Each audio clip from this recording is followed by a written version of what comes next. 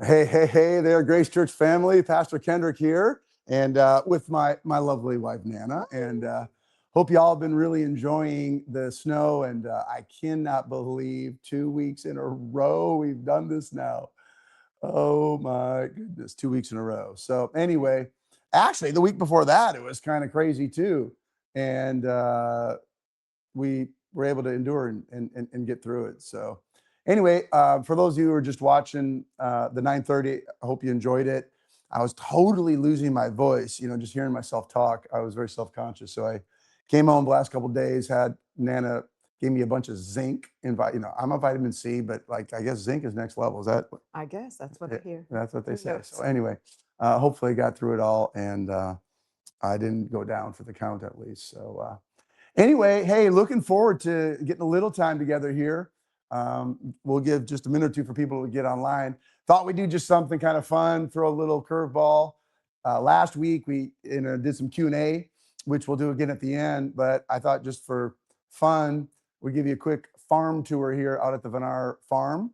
And then I thought I'd take a few minutes and talk through the power of a morning routine and how having a great morning routine sets you up for the rest of the day, and how to figure that out in a life-giving way that doesn't feel like legalistic and difficult and whatever. So anyway, that's and then hopefully we'll have a little bit of time, and Ray and Pastor Jonathan, the team, they're collecting some questions, and so I think they're gonna maybe shoot me some questions at the end, and or we'll put the pressure on you. Oh, good. So anyway, hope you all staying safe, and hopefully with just the snow, everyone's power stayed on.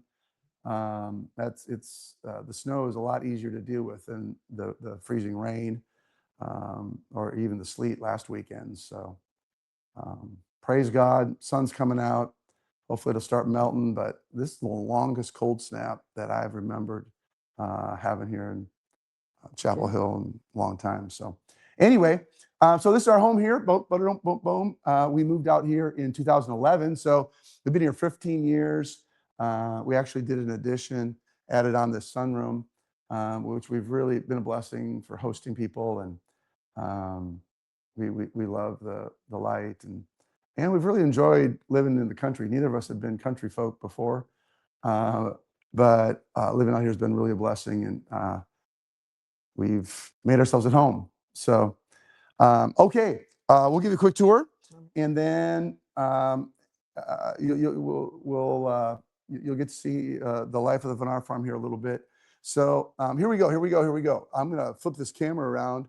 Ray coached me up on how to do this. So, all right, here we go.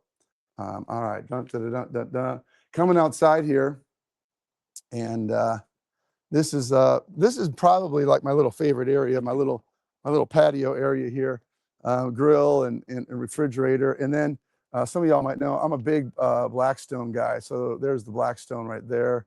And then Pastor John Mark gave me that little prep table, so it's all under snow. I was going to maybe griddle last night, but didn't. But anyway, and then here's my other thing that I enjoy is the pizza oven. So that's It's lonely right now. yeah, it's kind of a lonely pizza oven. So okay, now some of y'all might know I'm going to put myself under a little bit of pressure here. I'm going to give the camera to Nana. I'm going to shoot my bow for you, which I do most every single day, and I'm going to take one shot. I have not shot yet today, and it's going to totally be under pressure. And y'all can watch and see what happens and see if I can make this happen or not. But no warm up, just straight up one shot, 20 yards. And I've got a target out here at 20, another one out there at 40, and a couple other targets. And so anyway, I'm going to take one shot with no warm up,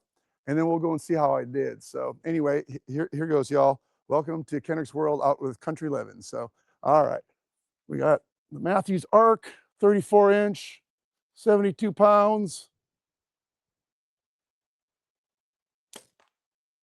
All right, we'll see how I did. Took a shot. Hang this thing back up here. That's where the bow's little home goes. So, all right, y'all. All right. What do you think, Dan? How do you think that one went? Well, you know, if I had to guess, I'd say it's right smack in the center. She's just a proud wife. All right, let's see what I got. We'll see where this one ended up. You can see no footprints. I mean, I did not. No. All right, that was just pretty good, y'all. Pretty good. Just a hair high there, huh? Just a little high. So we'll take that. So all right, there you go. A little bit of Vinar farm life. So okay, yeah. Whoa, almost dumped it right there. That would have been fun, huh? No, it's not. So yeah, we lived out here since 2011. This here is our horse ring right there. We used to have horses for 7 or 8 years. And then here's a fire pit that we built. Oh, look at that, a little smoke coming off of it. Look at there. We actually had a fire last night, and Nana and I roasted chicken sausage. I said, what kind of chicken sausage it is? And of course, Nana said, it's organic chicken sausage. Only the best. Only the best. Only the best. I mean, my healthy wife. So, okay, here's Nana's garden, y'all. It's just one big snow. I don't know. She could explain it to you, but anyway, that's her garden. And then this is her more recent thing. You want to explain this, Nana? What's going on over here? This is my compost, and I check it every morning, the little thermometer. Look, it's 50 degrees, which I just think is pretty cool because, you know, it's very much not 50 degrees outside. So it's perking and making soil for me. Yeah, that's awesome. And then you move them, don't you? Like, what's the deal? You got like 3. This is wood chips. Yeah. So I'm ready to put more in. This Yeah. is the perking compost. And then this bay has to be empty for when it's time to turn this pile Right. into this. And what's this thing over here? Well, that's my old compost spinner. I'm not using anymore because I upgraded. So. Oh, okay. All right. Got it. Sell that. All right. Anybody?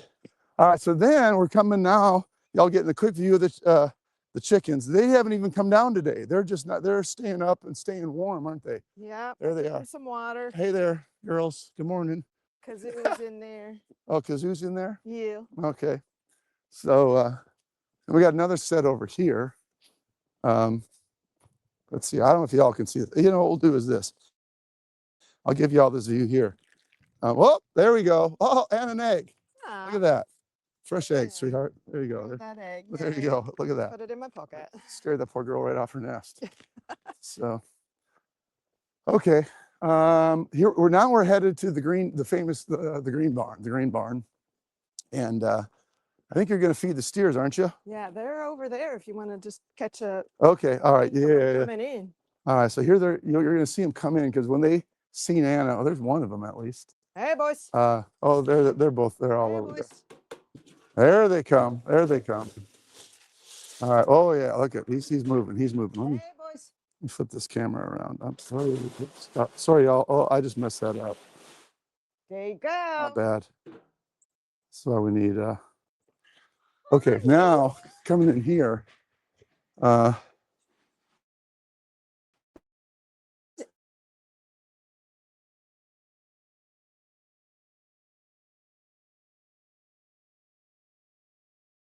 Yeah.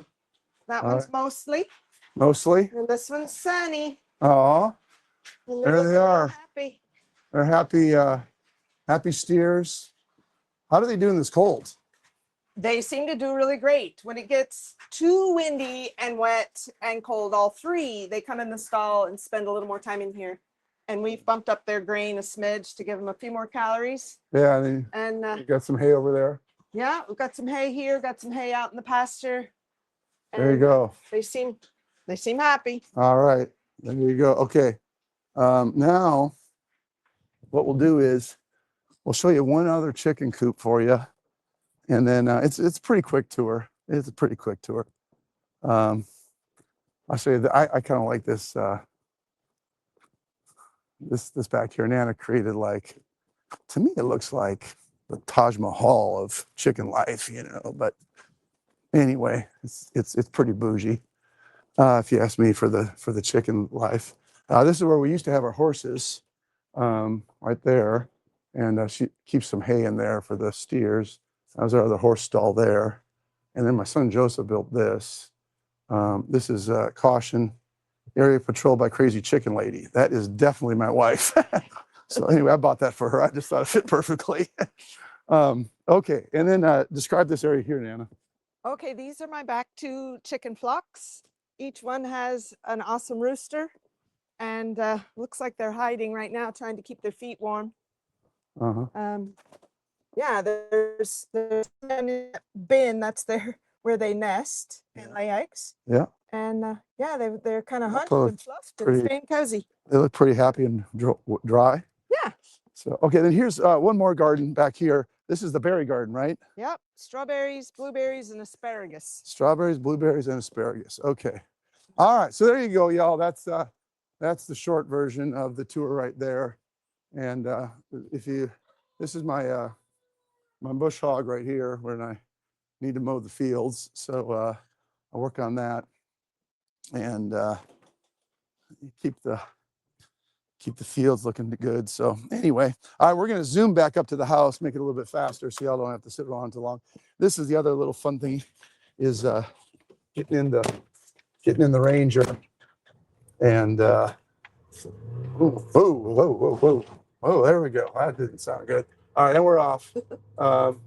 So we have been enjoying, one fun thing is enjoying the snow. Driving around in the Ranger is a lot of fun. So anyway, that's the farm a little bit. We really enjoy having the peace and living out here. And it's been a real blessing for a lot of years. We're very grateful to the Lord for our space out here. And yeah, so yeah, I guess it'll be 15 years this summer. It's been a while. It's been a blessing. So okay, so now heading back into the house, what I want to do is just kind of talk through with you. I just had the thought of like the power of a morning routine. I actually learned a fair amount of this from Michael Hyatt. Maybe some of y'all know him as a leadership guy. He's great. And how you start your day, I think, makes a big impact on the rest of the day. And so thinking through, how do you think through a morning routine? I like to say routine. I think at times we can think about what we do in terms of discipline and shoulds and oughts, but that is, I think, not really the right mindset to have. And I think a much better way to think about it is through the lens that James Clear has taught in his book, Atomic Habits. And he's got some, I think, very excellent concepts in there. And when we talk about a morning routine, we think about, okay, what am I going to do in the morning? And it is good to think about, what am I going to do to set up my day to succeed and to win? And starting your day right, I think, tends to help the rest of the day go right. But what James Clear says that I think is fascinating is start not with what you do, but with who you are. Start with identity and define for yourself, who am I as a person? And I love it. Obviously, we at Grace Church, as followers of Christ, we look at through the Christian biblical lens. So I think through, who am I in Christ? What does God call me to do and to be? And with that lens of my identity, who am I as a person? So as a person, for example, I'm a lover of God. I'm a servant of Christ, and I want to make an impact for his kingdom. I want to have an identity that I am strong in spirit. I want to have an identity that I'm healthy. I want to have an identity that I prioritize and seek first the kingdom and his righteousness, and all the other things are added to it. So I'm going to do first what matters most. And I think if you think of who am I in Christ, and also who do I want to become? I mean, sometimes you might just say, well, I'm not that healthy, but I'd like to be healthy. Okay. And so you clarify and you get really clear on your identity. I think this is important because at times we can say things that aren't life-giving. We can have identities and say things about, well, I'm just not disciplined, or I'm, I just love junk food or whatever. And we have an identity that maybe isn't the healthiest or the best. And so I want to encourage you, define who you are as a person and get really clear on that identity. Then what you can do is start thinking through, how do I want to start my day? And again, I like to think of this not as to-dos and shoulds and oughts, but as and not as sort of a legalistic um, thing that I have to do, but I think of it as a flow or a routine that's very life-giving to me. This is what I want to do because of who I am as a person that's going to set me up for success. James Clear, in his book Atomic Habits, also talks about the power of habit stacking. So you start thinking through, okay, what things are going to be life-giving for me? And then you end up in a routine or a flow. And it's easiest to add in something when you tie it to something that you're already doing. So, for example, in my kind of morning routine, I get up, I drink a glass of water that's sitting by my bed in case I'm thirsty in the middle of the night, but then I also just like whack it down first thing in the morning and get dressed. And I come in here and first thing I do is I have some kombucha. I'll show you this, y'all. It's kind of funny. Actually, I was going to get a smaller bottle. This is not the normal bottle. This is a big bottle. But Nana makes this kombucha, homemade kombucha. What does it say? I don't even know what it says. But anyway, she's got these bottles and she brews her kombucha. I'll show this to you real fast. I think it's sitting over here brewing right now. Yeah. Kombucha is just like fermented tea. There's the kombucha. There's 3 of them right there. Anyway, I have a kombucha. And then Nan and I do this a little bit differently. She has her coffee pot go off at 7 a.m. So when she's up, it's already, she comes like stumbling out of the bedroom and gets her coffee, I kind of like waiting about an hour. They say if you let your natural cortisol kick in and wake you up, your caffeine tends to last longer, be a little bit better, whatever. But anyway, here's my little setup. I'm kind of a AeroPress guy. I make my AeroPress. But so after I get my kombucha, what I generally do is I come up right over here, sit down in my spot, and I got my Bible, my notebook, and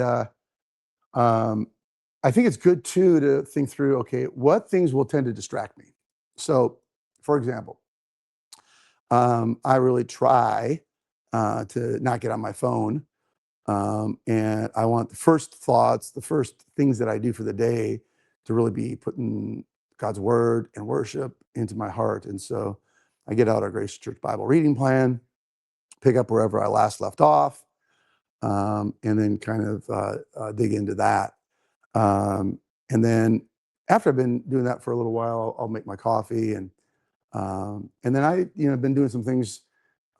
I've got a little list of things that I'd like to do in the morning that I think are part of my identity that I want to do that will help me be healthy and strong. So spending time with the Lord, doing my Bible reading plan. And then with my notebook, I also start thinking through my day and I kind of unload my brain. I look through yesterday's to-dos and things that I might not have gotten done that I want to forward. And then I use this full focus planner here by Michael Hyatt. And what I like about this one is it gives you your to-dos for the day, but also then he encourages you to pick your top 3. That if I get nothing else done today, what 3 things are most important? And so I try to pick those and think that this is my biggest win, most important, significant thing. Or maybe even something that I feel like I should do first that I don't want to do. Like if you do hard things first, it tends to go well. I'll also use that time to kind of unload my brain and think through my day after my time, reading the Bible. And then I've got some exercises that I do to help my feet. I'm doing some things like that. And then depending on my day, either I'll dive into work or hustle into work, or if I do have time, I might exercise in the morning, or sometimes in the afternoon. So for me, it's fairly simple, but it works well, and I've really enjoyed it. And I think to think through what flow, what rhythm will really build you up. So I've got here a big stack. I got a stack of books. People like giving me books, which is very kind, but they also tend to stack up. But I thought maybe I'd show you what's sitting on my reading list right now. I've been reading this book, Who Not How. We actually are reading it as a staff. Super powerful. We tend to, whenever we face an issue, think, how am I going to get this done? but thinking through who and really creating a culture of empowerment, raising up leaders. It's a great book. What else do we have here? Okay, here's the next one on my list that I've just barely started, but Steve Robinson just came out with this book, Soul Leadership. Rebound from Crisis, Grow in Resilience, Live from Wholeness. He actually did his PhD dissertation on this, doctorate dissertation on this. And he's talking about what we go through, trauma, what happens to all of us, and then how do we process that in a healthy way. And it's excellent book. Let me see here, what else do we have here? I just got this book this week, the Legacy Life. David Green, actually, he's the CEO of Hobby Lobby, and I heard him speak, and pretty inspiring guy. Anyway, that was. Here's another one by Dan Sullivan. I haven't dove into this yet. I kind of know the big idea of it, but this is 10x is easier than 2x. About having big vision for your life. This is my fun reading, Backcountry Bow Hunting, by Cameron Haynes. I listened to 2 of his books over Christmas and the New Year, Endure and Undeniable. They were great. What else do I have here? This is Coach Tom Mullins' Coach's Playbook. Actually talked with him about this last year. It was really good. And now it just came out. Coach Tom is awesome. This showed up in my office somehow. John Piper's Meditations, Desiring God. I guess they came up with a new version again, another upgraded version. So I thought maybe I'd reread that. What else do I have? Okay, I've been reading this. This is interesting. The 12-week year, get more done in 12 weeks and others doing 12 months. Big idea of this book is like maybe doing more like a 3-month goal setting than a year-long goal setting. And he's making a pretty good case that that's better doing that 4 times. So I'd like to implement some of that. Maybe we'll do some of that as a team. And I got a couple other books here. This is a classic, 0 to 1. I was thought about rereading that. But anyway, there's some books. That's what I've been reading these days. So what rhythm works for you in your morning? What's life-giving? Thinking through, what's my identity? Who do I want to be as a person? What habits would be life-giving that would reinforce that identity? And I'm going to speak life. I'm going to have a vision. So that's life-giving. So, okay, where are we at for time? I'm just rambling on. Oh, okay, we got some time. Awesome. And I think maybe they've been sending me some questions. Okay. Awesome. Here you go. I'm just reading these. So who knows? Oh, okay. Hi, y'all. All right. All right. Any tips for finishing the Old Testament in a year?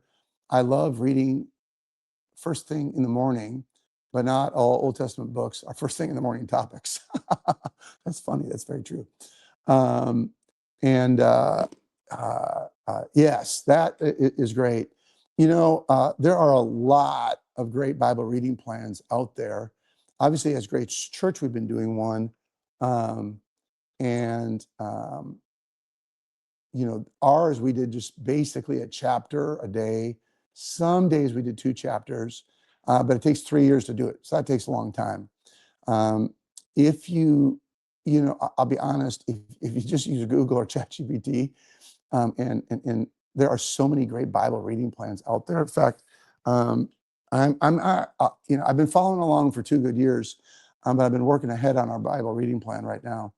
Almost 9 months through the year, so I'm planning to finish that up. I'm planning to try this one here. Oops. I'm planning to try this, which is a little aggressive, but I've been enjoying reading, not slowly and devotionally, but reading in bigger chunks. This is a 90-day, read the whole Bible in 90-day challenge by Mary DeMuth. And I hear it's supposed to be really good. She actually gives you like an overview of what you're reading.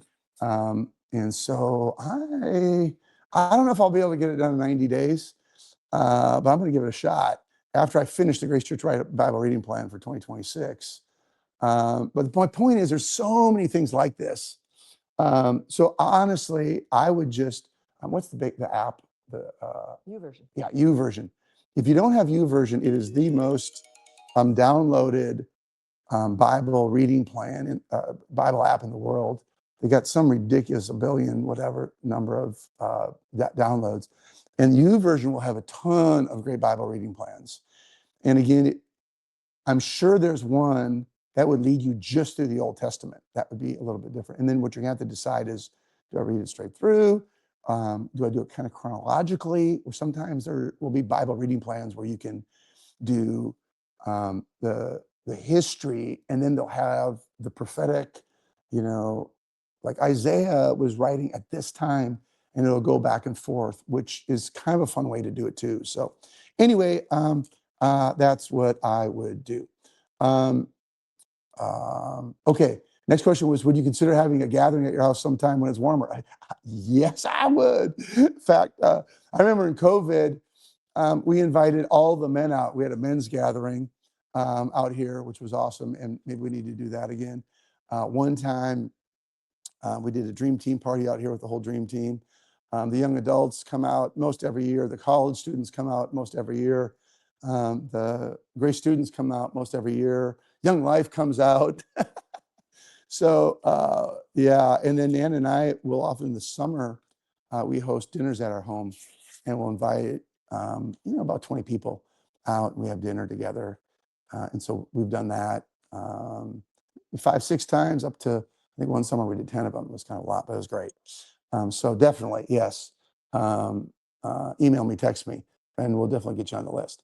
If Pastor Kendrick could sit down with Jesus, what would he ask or say to Jesus?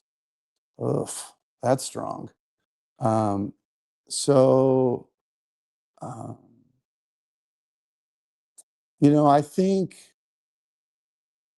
if I could sit down with Jesus, people in the Bible had that opportunity of, Solomon sat, asked Jesus for wisdom, and different people have had an opportunity, and I really like what Moses did. He said, "Lord, show me your glory." And he said, and then God came by and he revealed himself, really his character of who he was to Moses. "I'm the Lord God, compassionate and gracious, slow to anger, abounding in loving kindness." And I just think if I could see the character of Jesus and experience who he is as a person, I'd probably say, "Lord Jesus, let me see your heart, experience your love, show me your glory." Like Moses is probably what I would do. So, golly day, that was pretty powerful. Good question. Um, would you ever consider holding a marriage conference? Absolutely. In fact, um, we've been batting that idea around. 2 ideas for marriage.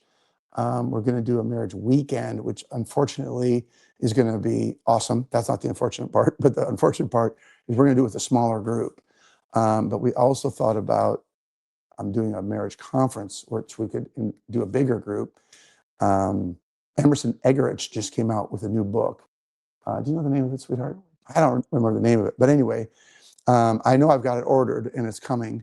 And I wanted to read that book and see if that really resonated. Emerson Eggerichs has been to Grace Church before and done his Love and Respect. But I thought, if that book really resonated, he's been a real blessing, been a good friend. When I got sick, he was a real super sweet, great support, checked in on me, and I know he would be very gracious and would love to come back. So that was one possibility, is would we potentially do that on his new book? So next question. Okay.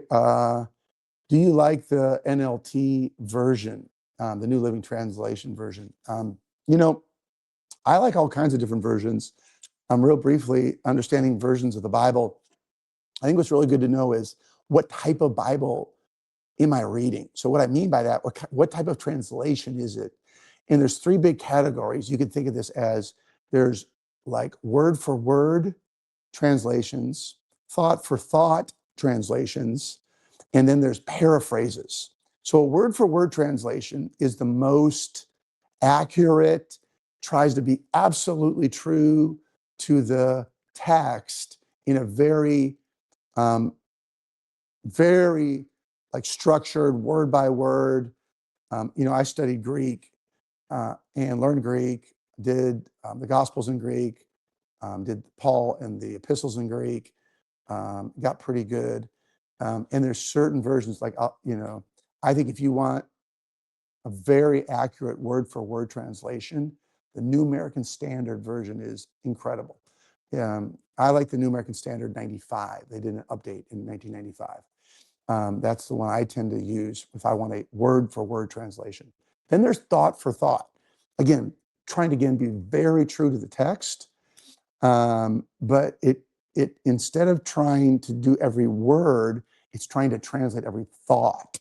And so there's a little more liberty to try to convey truly what the author was trying to say, thought for thought. So a great version, probably my favorite one in that category, would be the New International Version, is a thought for thought translation. Now, the New Living Translation, the NLT, would be like headed towards more of a paraphrase. And a paraphrase, again, I enjoy those, but it's good to know that I'm getting a level of somebody's interpretation of that text, and it's a little more free. So like Good News for Modern Man and the NLT version, I would read those, enjoy those, but if you want to know exactly what the Bible says, go to the New American Standard. If you want a thought for thought, NIV, and then there's a bunch of good paraphrases that are enjoyable and fun and often very fresh, but it's good to keep in the back of your head.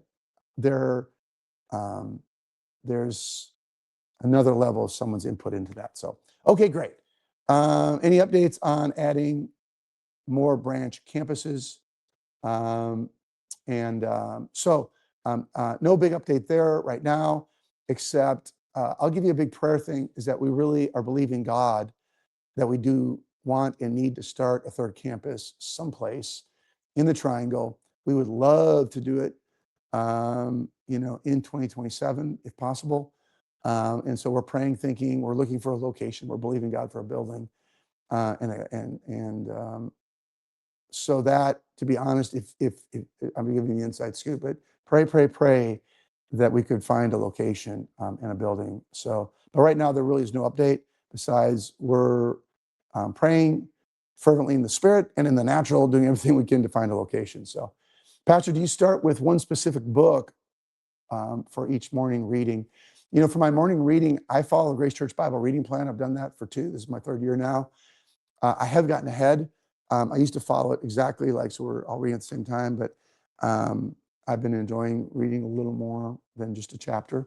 I follow along our Bible reading plan, and I just pick up wherever I left off. So I just check my little boxes here like this.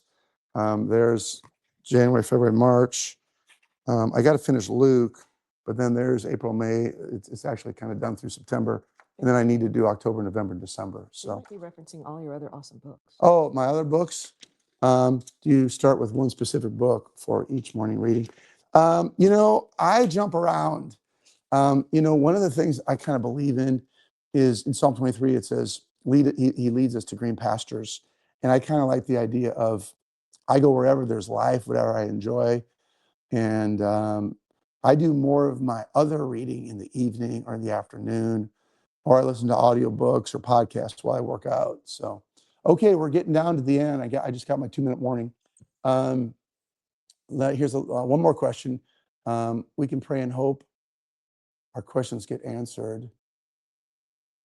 But what are the top 3 signs that it's from God? Top 3 signs, if you pray and ask something from the Lord, I'd say number 1, if I'm asking God to know His will. By the way, we're going to talk about this in our series, Hear from God.